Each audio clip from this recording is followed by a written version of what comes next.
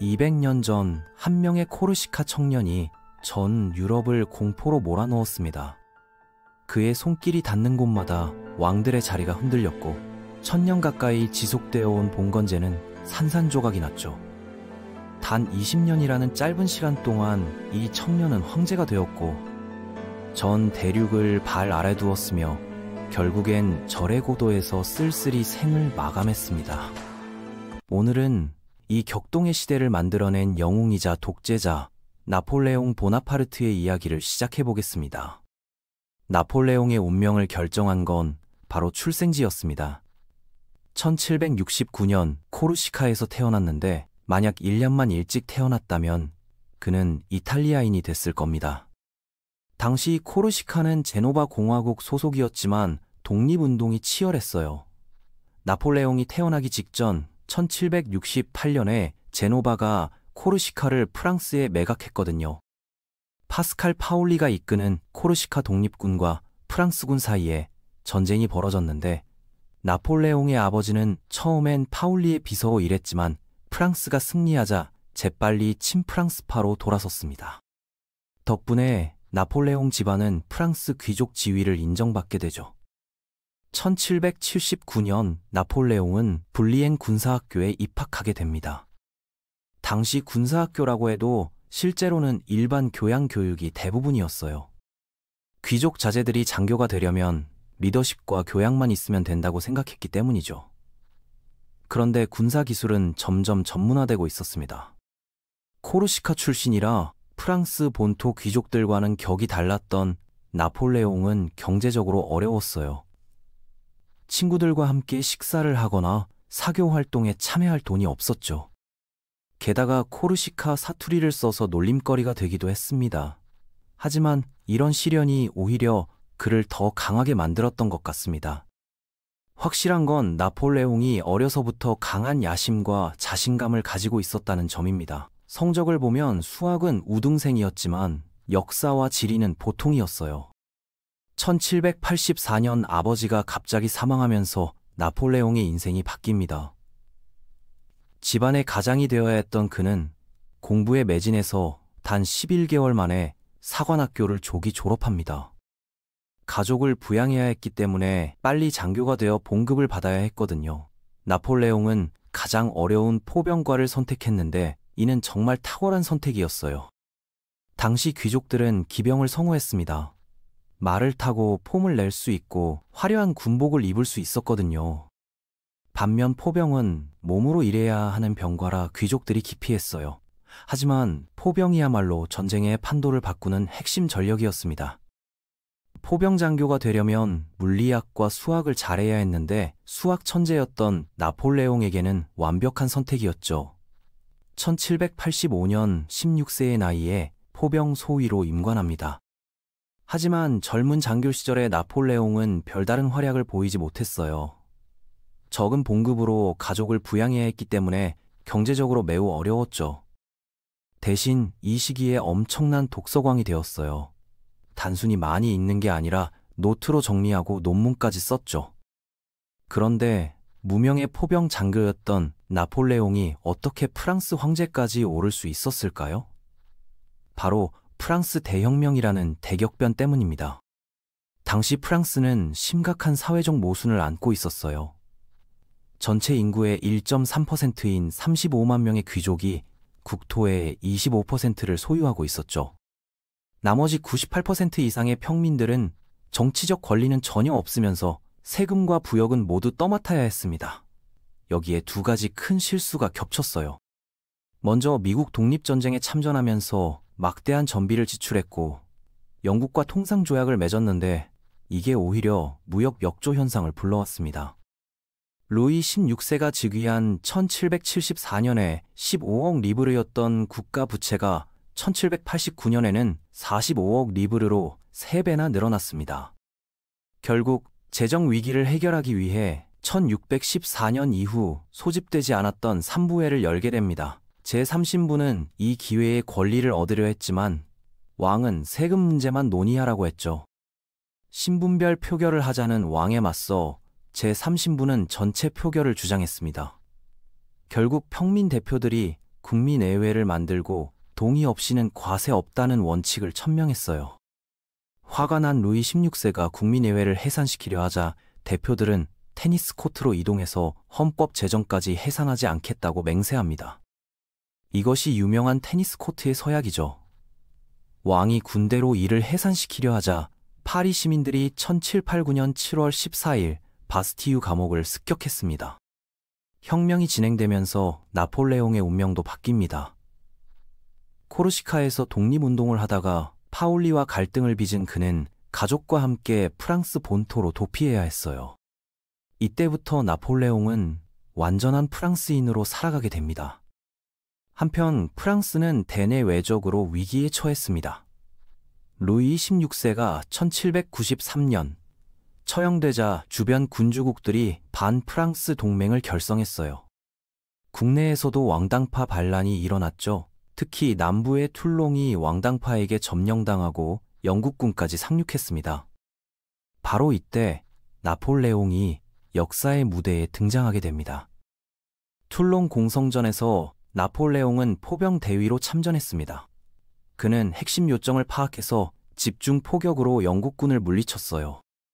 단순히 전술적 판단뿐만 아니라 대포와 탄약, 보급품을 확보하고 여러 부대를 조율하는 총괄 능력을 보여준 겁니다. 이 공로로 24세의 나이에 준장으로 단숨에 승진했죠. 당시 집권하고 있던 로베스피에르는 나폴레옹을 눈여겨봤습니다.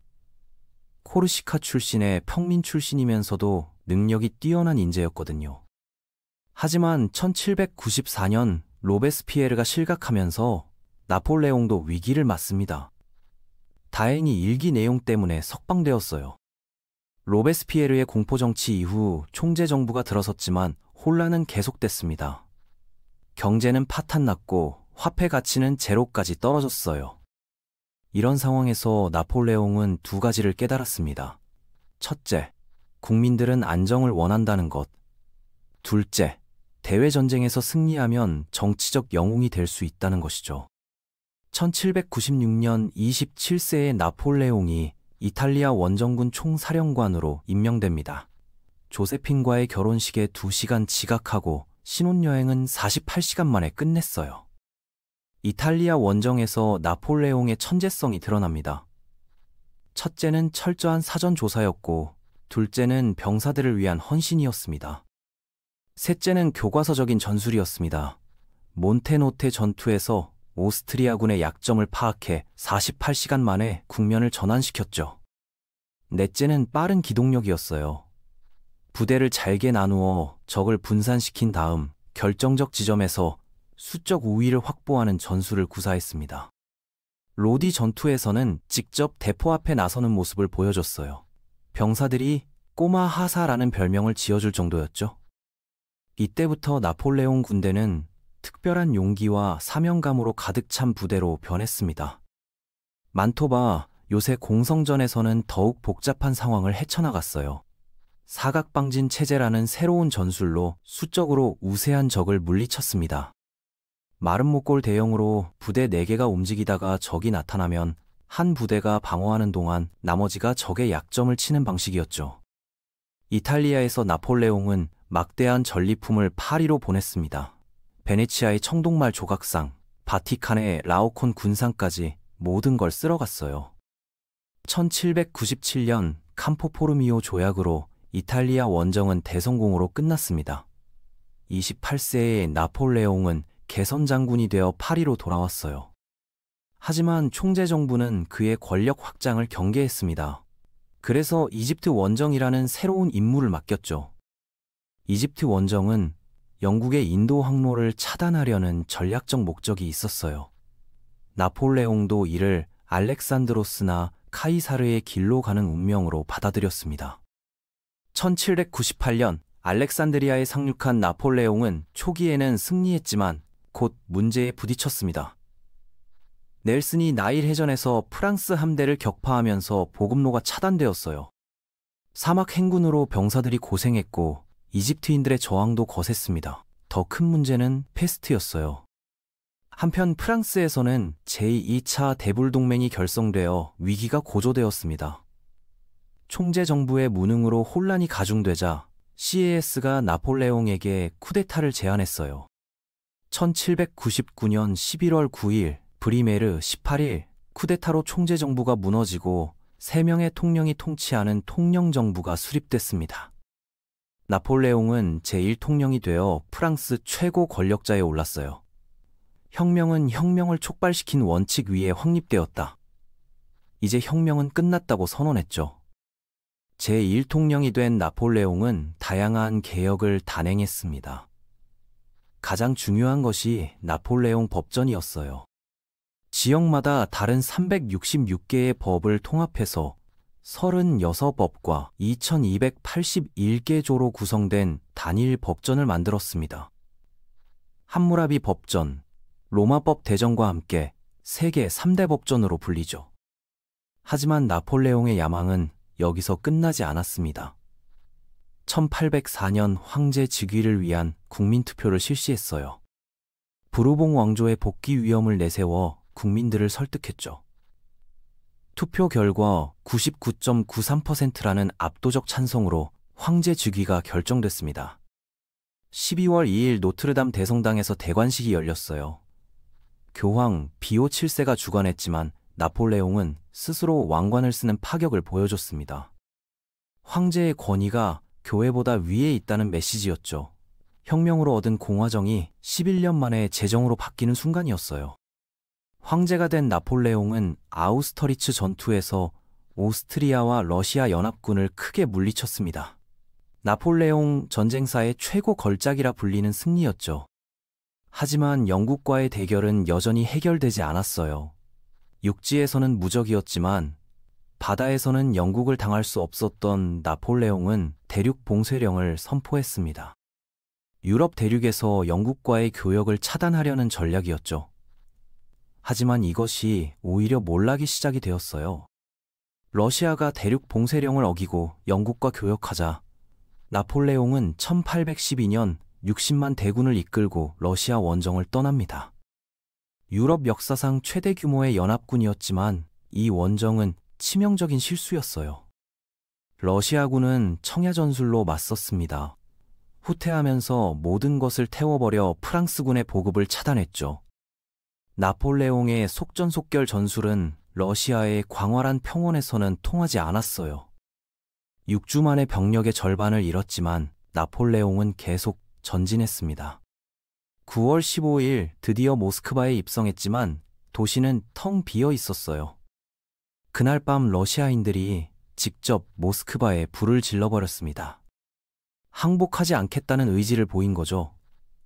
3일 동안 불타면서 도시의 3분의 2가 잿더미가 되었습니다. 나폴레옹은 5주나 모스크바에 머물면서 러시아 차르와의 협상을 기다렸지만 헛된 일이었어요. 10월 18일 퇴각을 시작했지만 이미 때는 늦었습니다. 영하 30도까지 떨어진 혹독한 추위와 러시아군의 끈질긴 추격으로 60만 대군은 거의 전멸했어요. 각 부대별 생환자는 3에서 5퍼터에 불과했습니다. 나폴레옹은 퇴위하고 엘바 섬으로 유배되었죠. 하지만 이것이 끝이 아니었어요. 루이 18세의 복고 정치에 실망한 프랑스 국민들을 보고 나폴레옹은 1815년 2월 엘바 섬을 탈출했습니다. 파리로 향하는 길에 정부군들이 차례로 나폴레옹에게 투항하면서 기적적인 복귀를 이루어냈어요. 하지만 백일천하는 오래가지 못했습니다. 5월 18일 워털루 전투에서 웰링턴의 영국군과 블리허의 프로이센군 연합에 패배했죠. 결국 나폴레옹은 영국에 항복했고 세인트 헬레나 섬으로 재차 유배되었습니다. 이번에는 정말 탈출 불가능한 절해고도였죠. 1821년 51세의 나이로 이곳에서 생을 마감하면서 18세기를 뒤흔든 영웅의 파란만장한 삶이 막을 내렸습니다. 나폴레옹을 혁명의 배신자라고 비판하는 목소리도 있고 근대 세계를 만든 개혁가라고 평가하는 시각도 있어요. 분명한 건 그가 한 시대를 통째로 바꾼 역사적 인물이라는 점입니다. 그의 이야기에서 우리는 권력과 야망, 영광과 몰락에 대한 깊은 교훈을 얻을 수 있을 것입니다.